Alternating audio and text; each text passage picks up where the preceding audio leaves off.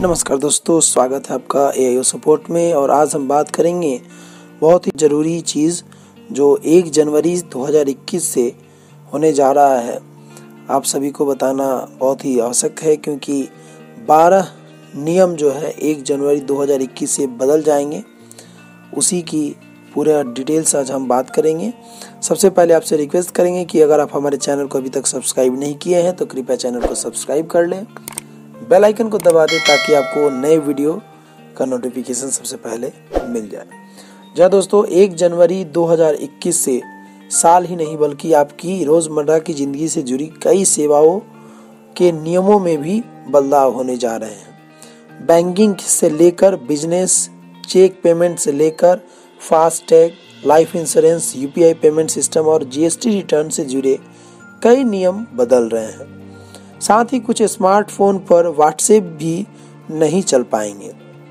तो फिर जानिए नए साल पर कहाँ होगी आपको पैसे की बचत और कहाँ आपकी जेब पर पड़ेगा असर। जहाँ दोस्तों सबसे पहले चेक पेमेंट सिस्टम के बारे में जानते हैं। सबसे पहले आपको बताते हैं कि 1 जनवरी 2021 से चेक पेमेंट के नए नियमों में बदलाव होने जा रहा है।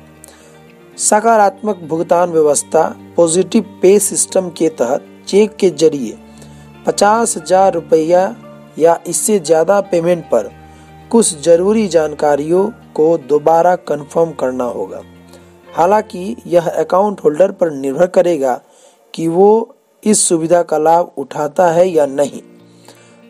पॉजिटिव पे सिस्टम के तहत कोई भी जब चेक जारी करेगा तो उसे अपने बैंक को पूरी डिटेल देनी होगी।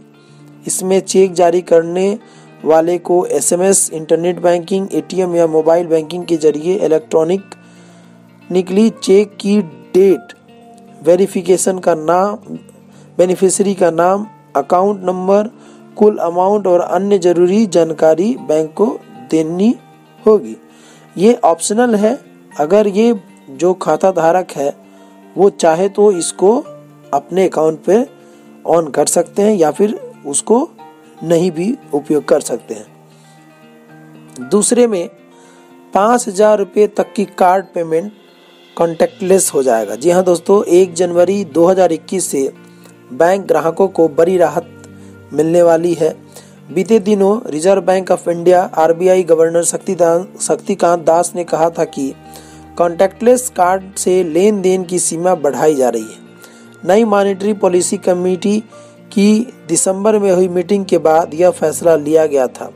अब नए साल यानी 1 जनवरी 2021 से ग्राहक इस माध्यम से 2,000 रुपये की जगह 5,000 रुपये तक का ट्रांजैक्शन एक बार में कर सकेंगे। ऐसे इसका दुरुपयोग भी हो सकता है। तो हम रिक्वेस्ट करेंगे अपने सब्सक्राइबर से कि आप अपने जिस कार्ड पे साउंड का अगर उस पे लोगो है तो आप उस कार्ड को थोड़ा सा संभाल करके रखें, सही से रखें ताकि इसका दुरुपयोग ना हो। तीसरे में है कार, 2 पहिए वाहनों को जो है महंगा होने की संभावना है। ऑटोमोबाइल कंपनियां जनवरी 2021 से अपने कई मॉडल के दाम बढ़ाने जा रही है। देश में नए साल यानी 1 जनवरी 2021 से कार व 2 पहिया वाहन खरीदना महंगा हो जाएगा। कारों की कीमतों में 5% का इजाफा होने की उम्मीद है। Maruti Suzuki India, Nissan, Renault India, Honda Cars, Mahindra and Mahindra, Ford India, Isuzu, BMW India, Audi India, MG Motors, Volkswagen car कंपनियों की तरफ से फैसला किया जा चुका है कि जनवरी से कीमतों में इजाफा किया जाएगा। कंपनियां नए साल में वाहनों की कीमत बढ़ा देगी। वहीं 2 व्हीलर्स कंपनी हीरो मोटोकॉर्प भी बाइक स्कूटर की कीमतों में 1 जनवरी से बढ़ोतरी का ऐलान कर चुकी है। उसके बाद करते हैं UPI पेमेंट सर्विस में बदलाव की। जी हाँ दोस्तों, 1 जनवरी 2021 से UPI के जरिए पेमेंट करना महंगा हो जाएगा। 1 जनवरी 2021 से अमेजन पे, गूगल पे और फोन पे से भुगतान करने पर अतिरिक्त शुल्क देना पड़ सकता है। National payment corporation of India NPCI ने 1 जनवरी से थर्ड पार्टी ऐप प्रोवाइडर्स की ओर से चलाई जाने वाली यूपीआई पेमेंट सर्विस पर एक्स्ट्रा शुल्क लगाने का फैसला किया है।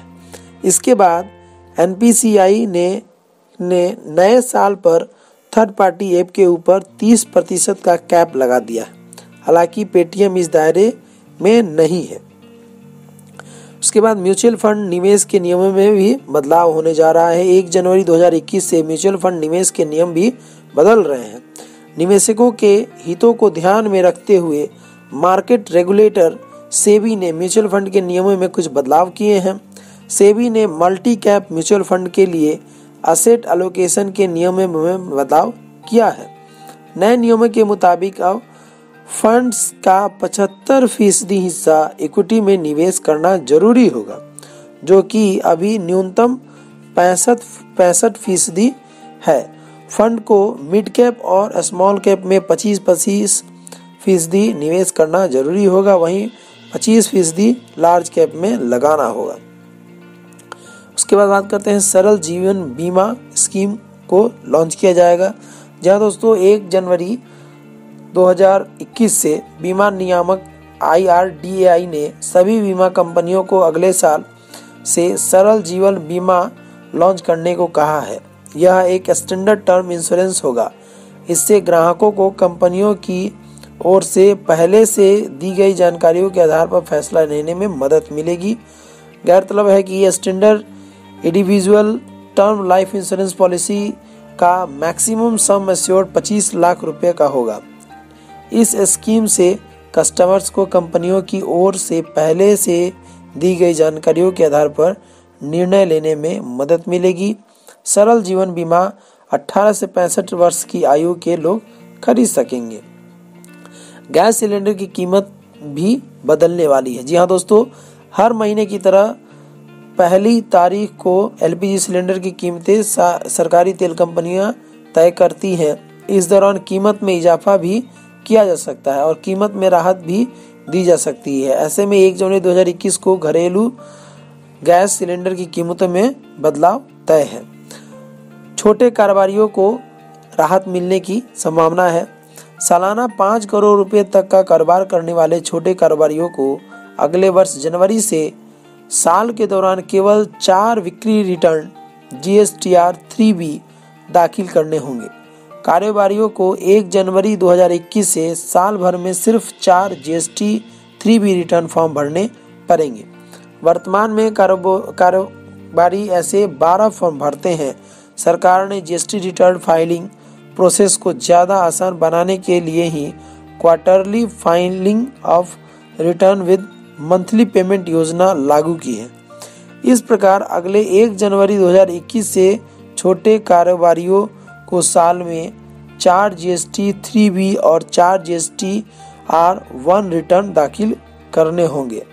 कर की मासिक भुगतान योजना के साथ तिमाही रिटर्न दाखिल करने QRMP की योजना का असर करीब 94 लाख करदाताओं पर पड़ेगा।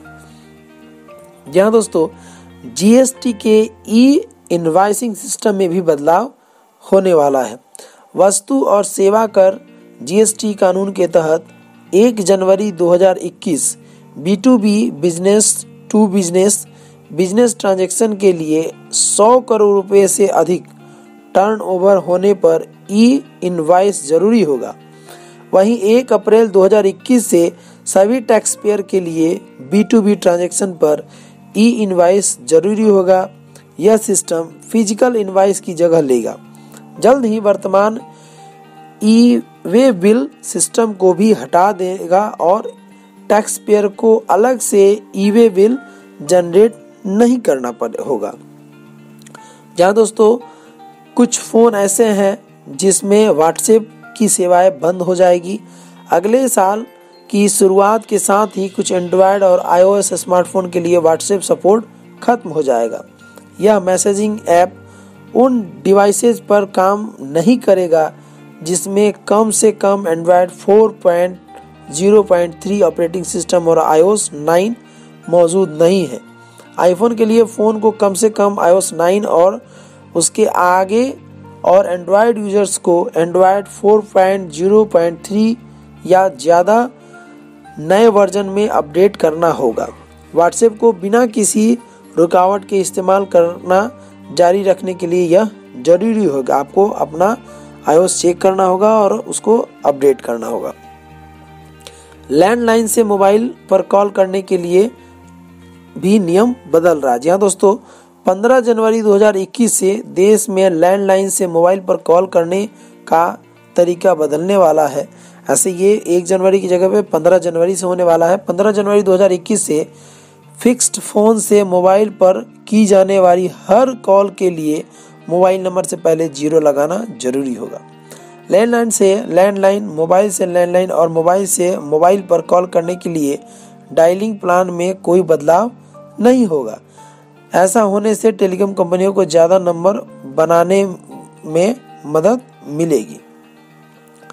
4 पहिया वाहनों के लिए फास्टैग लगाना अनिवार्य होगा। जी हाँ दोस्तों, ये पहले था कि 1 जनवरी से ही ये लागू हो जाएगा, लेकिन आपको हम बता दें जो लेटेस्ट अपडेट है, जो परिवहन मंत्री ने अपडेट दिया है कि ये जो 1 जनवरी से होने वाला था कि देश के सभी जितने भी टैक्स कलेक्शन सेंटर है जो रोड पर लगा रहता है, टोल टैक्स, वहाँ पे 1 जनवरी से फास्टैग जो गाड़ी पे लगा होगा वही गाड़ी क्रॉस करेगी। फिलहाल अभी इसको कुछ समय के लिए और ज़्यादा इसको बढ़ाया गया है।